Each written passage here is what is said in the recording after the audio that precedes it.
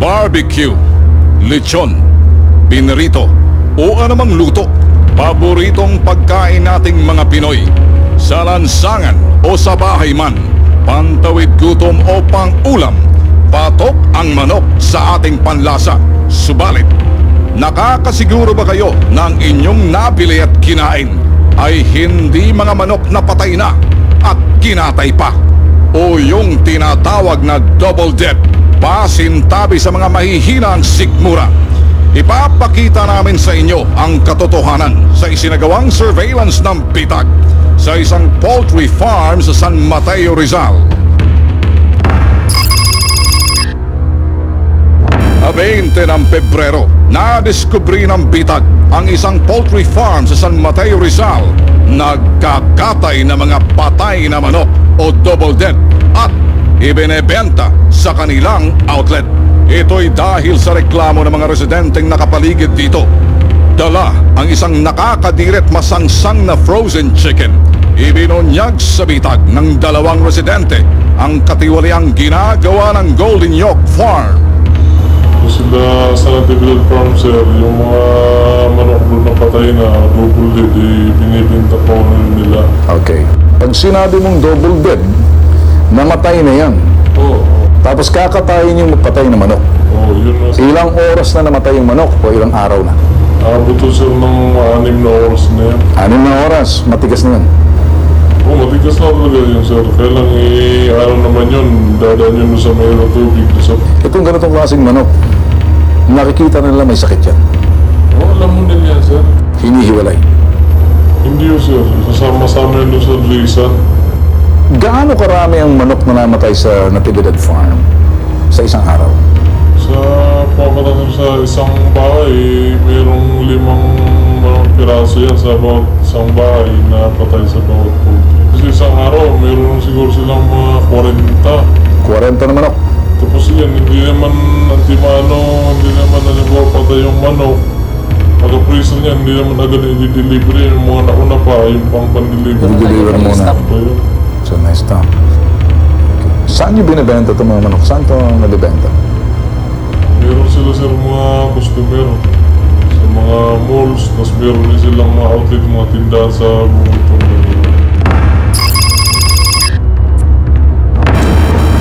Bayanan sa bayanin. Hindi ka sa bayanan ng linggo. Tungo ang team ng bitag sa isang farm na kung saan etong mga nagbebenta ng mga manok na double dead, patay na 6 hours after, sabi ng mga lumapit sa amin. Ang gagawin namin, dahil reconnaissance pa lang to, makikipag-interface kami doon sa Tagaloob para makuha mismo yung actual na mga manok na patay na 6 hours. Nandun ang 2 undercover ng bitag kasama yung asset. Importante rin makita namin yung lugar. At probably the next phase, once we get the surveillance, tomorrow, it'll be yung lugar na kung saan binibenta sa kanilang mga outlets in Metro Manila. Oo. Okay. So, gaano kalapit na ito? Malayo pa ba? Ilang meters pa? Keep mga 5 minutes, nandun na tayo, no? Oo, sir, 5 minutes po, makukuha na natin. Nandun na po tayo. Ilang meters ba? Packet pa ng bundok yan? Ano pa yan? Medyo kanan po doon ang bundok, sir. Paano ng bundok to? Opo. Tol na pader na yan, dyan sila lumalabas. Tol na pader. Hello po? Nasaan ka yan? Sir, eto po, nagtas na po kami na kami pag nagtas nyo po ng may tao po kasi mga naglalaro dyan, pag nagtas po nun, yun na po yung gate. Ano po? Paglagpas ng gate, I haven't even seen a gate. Makakatawag ng pansin kung babalik pa kami at yung mga sasakyan natin hindi pang dyan sa lugar na yan. Yes, sir. Pangalawa, na-survey na namin, that place is not good to be doing surveillance kasama ang bitag, that place is susceptible to ambush kung talagang a-ambushin kami. Alright, that place is something na kaya akala ko paalis na kayo may tambay rito sa may choking palabas to make sure na sasalubungin namin kayo. But if you're saying nandyan ka pa at lalabas ka pa, alang-aling oras ka na. Sa labas ba kayo, sa loob kayo ng compound? Sa ngayon. Yes. Nandito kami sa loob pa kami ng kumpanya. nasa loob pa kayo ng compound at lalabas ka pa, alanganing oras ka na. Diba? If you wait until tomorrow, might as well do it. Itong lugar na to medyo, kung titingnan mo sa ganitong oras, alanganin na. Potential ambush, kung titingnan, risky. Dahil ang lalayo ng agwat, nasa paan ka na ng bundok. Andun sa dulo, ilang kilometro pa yung sinasabing farm. Pag minalas-malas ka pa, medyo may mga kulukoy dyan sa gitna at walang magawa. Dali lang sa gawang ambush. So, we're out of here. Kaya lang yung dalawang undercover namin, nandun pa, tinuturuan pa rin, nakapasok daw sila. I don't know kung...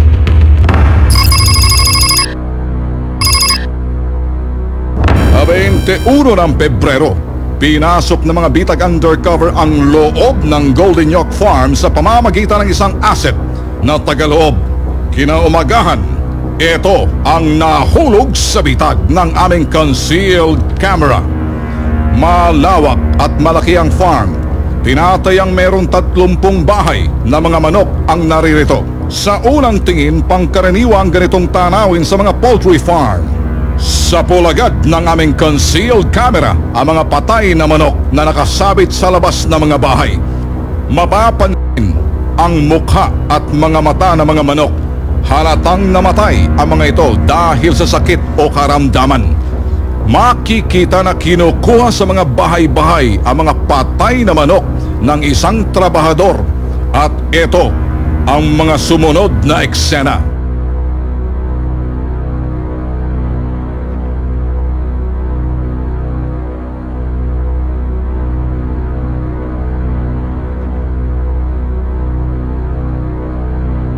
Sa pool ng bitag concealed camera ang paghihiwalay ng mga patay at buhay na manok sa katayan.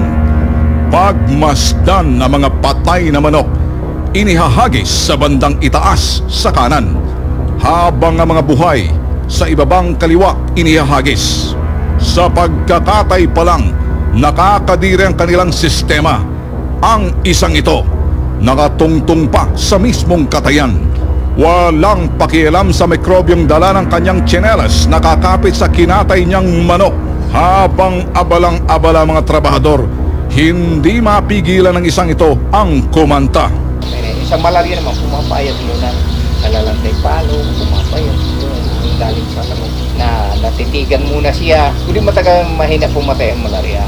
Kaya nga lang, matagal maalis. Kasi siyempre, napagaling mo na, nakagatin uli ng lamok.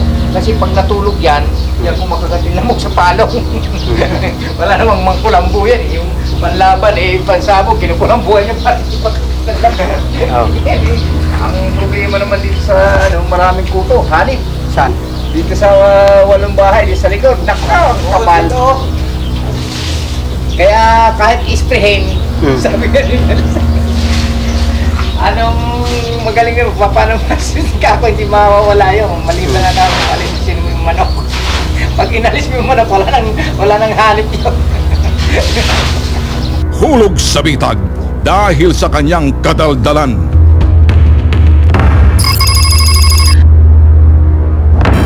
Agad ipresenta ng bitag ang mga surveillance video ng aming nakalap sa tanggapan ng National Meat Inspection Service sa pamumuno ni Dr. Marquez. Sa ngayon, ang nakikita natin dito, poisoning lang. Sa ngayon, poisoning. Pwedeng magkaroon ng poisoning. Food poisoning. Ang din, ang isa kasing possible na pwedeng madalang sakit kung infected yan, yung kinatatakutan natin ngayon. Pero hindi pa naman ito, wala pa naman tayong confirmatory. Ang iniingatan natin ngayon, under surveillance, yung bird flu. Dito na rin isinasagawang pre-planning ng grupo ng bitag at NMIS para sa inahandang operasyon.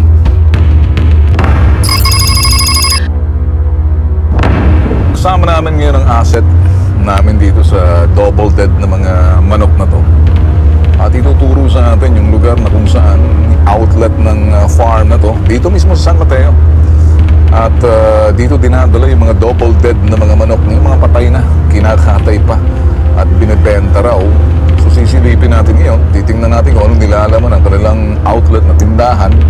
I'm sure na makikita natin siguro mga itlog dyan, kabilang na rin mga manok. At kung ano man yung makikita natin, ito'y pruweba lamang. Dito dinadala, dito rin binibenta yung mga double-dead na manok. Okay, ito susubukan natin bumili ha. Tawaran mo kunyari, kaya lang, kung tatawad ka, sabihin mo yung mura, yung tumawad ka talaga. Halimbawa, sa 60 pesos, dalawang bibilhin mo, yung pinakamura, sabihin mo, na parang pambebenta pang kung ano man yun, bumili ka ng mura lang talaga, bibigyan ka ng 120. Gusto ko makita kung talagang inong itsura ng chicken na yun at dadalhin natin sa NMIC ngayon mismo. Ha? Okay, tumawad ka ha. At gusto ko makita yung kung kumpirmado na kulay ube na. Hello dyan. Anong kulay nito? Pwede submit na natin for sample to. Ito na yung chicken. Walang hiya, blue na to Ha? Ito, ilantaran pagbebenta ng mga sinasabing manok na galing sa farm. Hindi pa rin natin masasabi kung ito'y double dead. Base sa amin nakita, gano'n na nga. Kaya lang ginagawa isa sa ilalim pa to sa examination na gagawin ngayon ng mga sa NMIC. So, tutuloy na lang kami sa Quezon City. Sa tanggapan ng Meat Laboratory Center, kinumpirma ni Dr. Bart Patigue na double dead na nga ang aming nabiling manok. This is a sensory evaluation without using the microscope.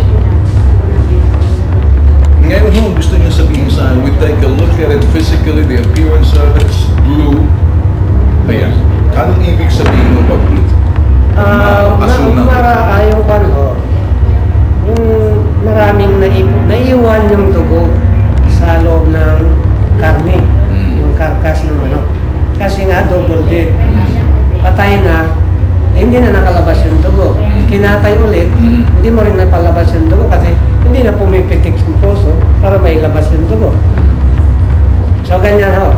So yung dugo na naiwan sa karne, ayan ay magsisilbing medium for bacterial growth and development. So madaling masira yung karne. Okay, dinala namin dito sa laboratory ng NMIC. At tinignan na nila lahat. Apparently, mukhang may mga problema nga. Sinabi nga ng isa din sa mga sensory evaluation. Lumalabas talaga, sinabi nga kanina ng inspector din natin na may problema na.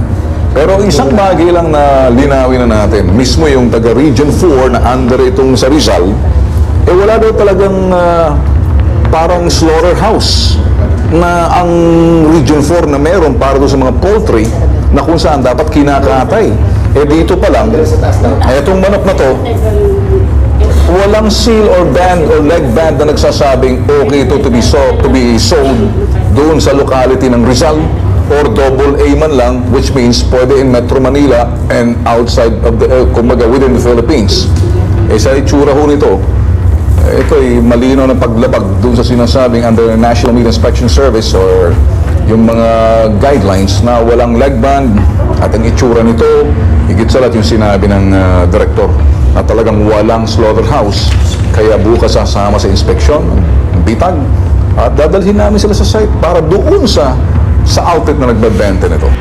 Kasama na yung mga operatiba ng National Meat Inspection Service at isang representante ng Region 4 para sa area na to. Unang gagawin ng bitag, tulad ng ginawa namin kahapon, magte-test by mismo doon sa outlet. And from there, bahala na dumiskarte yung operatiba ng National Meat Inspection Service ng Region 4 doon sa paglabag nitong outlet na to kung saan dito mabibili mga double dead chicken. Pansamantalang tumigil ang grupo ng bitag at mga operatiba ng NMIS kasama ang San Mateo Police sa isang gas station. As usual, yung ginagawa ng bitag, for what we're known with, is, of course, kinagalang kargahan namin ng surveillance camera. Lagi, concealed camera, yung aming mga undercover sa mga ganitong klaseng operation, especially pagdating sa mga test buy. In this case, test buy ito, while at the same time in the presence of the Region 4 NMIS para patunayan talaga na nagbebenta itong outlet ng Portly Farm na to nang ipinagbabawal na ito na chicken na bagay may mga violations na nilabag. Okay, susundan na natin yung undercover at saka kasama yung isa sa mga operative ng National Meat Inspection Service dahil dito malapit na.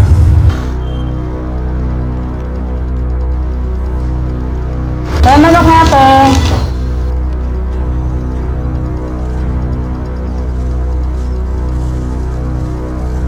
No, meron kayo, no? Meat inspection certificate. Saan katay po? Sa family, sa family. Kaya lang kinakatay niyo po?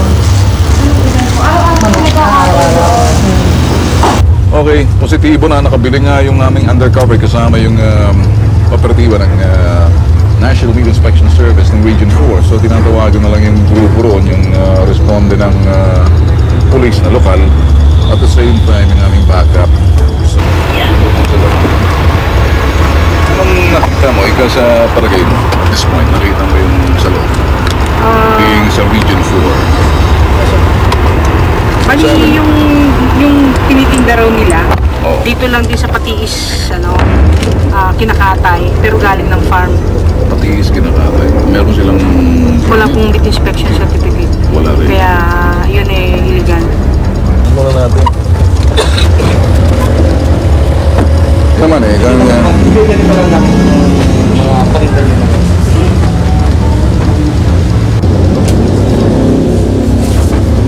Galing pa kayo sa TV, no? Pero nasunod na siya siya sa Region 4 cover ng Rizal. Area po namin ito, tingnan yung mga kailan nito, kung may inspection o hindi. Pagkakala kanina kasi bumili kami, kasi may file. Like kahapon pa, sir, kahapon pa nakabili na kami tapos subject for laboratory examination. Ngayon pangalawa, this one, another buy. Makinig ka. No. Gusto mo kapalisin, bitbitin mo ako. Subukan mo. Hindi, umalis ka dito. No.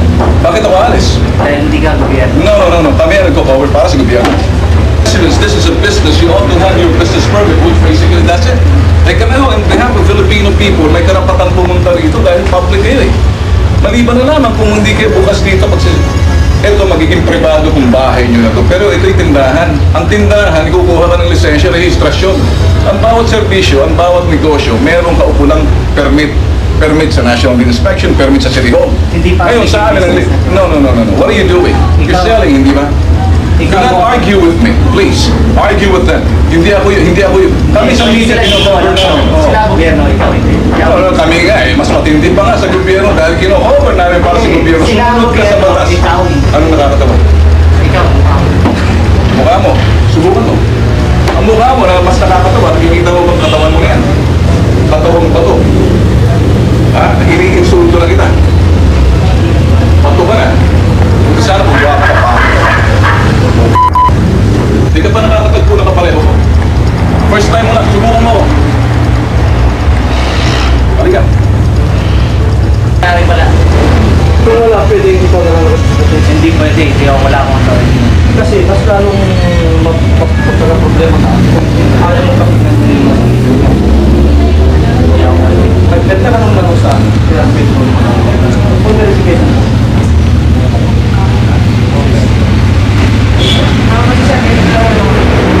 Siguro naman wala kayo tinatago, ano? Hindi pa rin pwede. Pwede mo na lang ako may tinatago ba siya? May naman na inspection. Pero sige, meron kayo pinatay dito na liga. Kung wala kayong tinatago, pagkikita niyo yung isa dito. For verification. Pero ikaw lang ang pwede. Hindi, ito kasama ko. Sa Central Gusto National ako. Sa lahat ng Pilipinas. Sige. Meron pa kami yung kasama siya. National Technical Agency. Huwag lang yung ano. Hindi, wala. Meron kami kasamang magdodocument. Kasamahan din namin. Ay, hindi. Right na. Gobyerno lang. Oo, gobyerno. Huwag na yung patibili. Malas lang nitong si Kulokoy dahil hindi umubra sa bitag ang kanyang pagiging siga. Okay, medyo papasok yung mga taga-gobyerno. Tigas talaga yung ulo ng Kulokoy na to. Akala ko astig eh. pumapalag pa.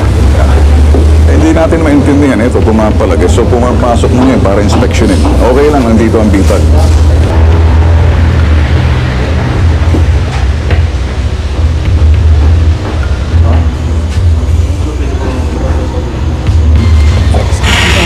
So ano to? Ibal, manok lahat ito? Halo-halo. Meron pa kambing. Wala. Ano yung nakaluhan? Manok lang yung laman loob. Laman loob ng baboy. Ay, manok din. Sige, anong laman din ng breast niya. Laman loob ng manok. Mga atay, balon tayo. Kaya kasi ang lifespan lang ng manok sa 6 months. Kahit yung mga importation natin. Ano pa to? Standard crop. Nagdidisgrasya siguro yan namin. Di lamang mga manok ang laman ng mga freezer, kundi pati mga nabubulok na karne ng baboy.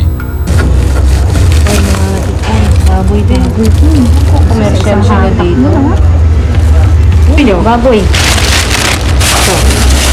Saan galing yan? Hindi ko kami nagbibenta. Meron ko kaming baboy pero hindi namin binibenta. Pero sa personal na consumption. Ano kamo? For private consumption? Boy, bato naman. Huwag ka nang magsalita upang di ka mahulog sa bitag ng iyong kasinungalingan.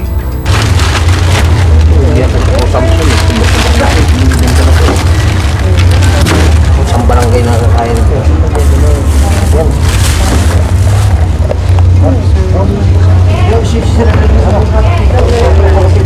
Yellowish na siya. No?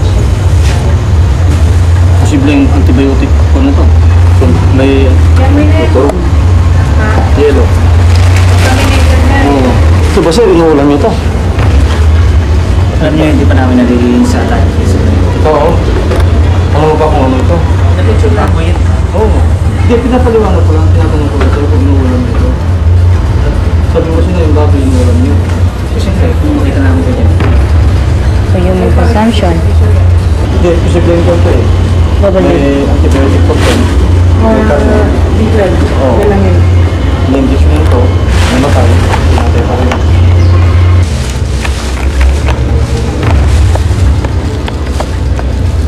FMD pa? FMD.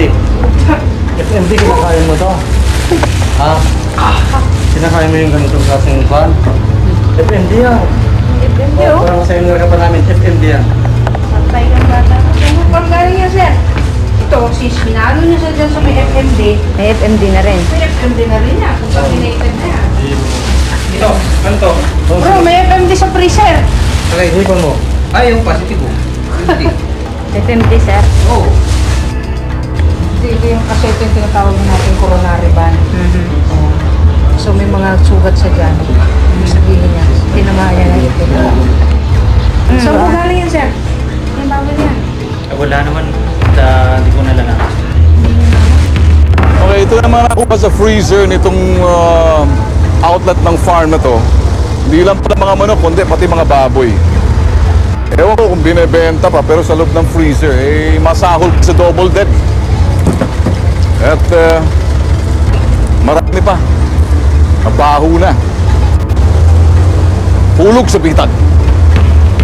Isa lang ang Natividad Poultry sa mga farm na nagkakatay at nagbebenta ng mga double dead na manok o yung mga patay na, kinakatay pa. Alam ng bitag na marami pang mga tiwaling poultry at piggery farm na ang gawain ay kinakatay yung mga patay na manok at baboy at ibinebenta sa mga pamilihan bayan o di kaya sa kanilang mga outlet. Kung may impormasyon kayong nalalaman hinggil sa mga poultry o piggery farm na nagkakatay ng mga patay na manok o patay na baboy, ipagbigay alam agad sa bitag. At sa mga trabahador sa mga poultry at piggery farm, huwag kayong papagamit at maging kasangkapan sa ganitong kabuktutan. Lumapit kayo sa amin. Makakatiyak kayo na ang inyong pagkakakilanlan ay mapaprotektahan. Kami na ang bahala sa bitag.